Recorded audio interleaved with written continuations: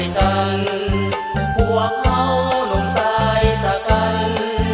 หากบ้านบ่อนเกิดเมืองนอนพากันเดินจรเที่ยวนอนตามไผสิ่งใด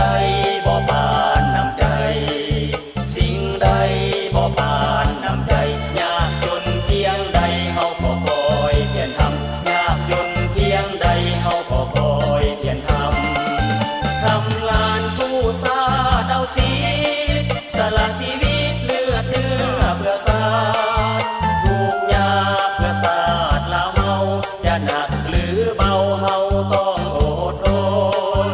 ทุกคนเฮาจะสร้างคำลำบากยากกรรมบ่แม่นงานของเฮาลำบากยากกรรมบ่แม่นงานของเฮาผู้สูงบ่ปานน้ำใจทางยาวไกลนักโอ้บ่กลัวอดทนเฮาไปสร้างตัวอดทนเฮาไปสร้างตัวพยายามฝึกฝนห้ำเฮียนเฮาก้าวหน้าไปด้วยใจสื่นบานเฮาก้าวหน้าไปด้วยใจสื่นบาน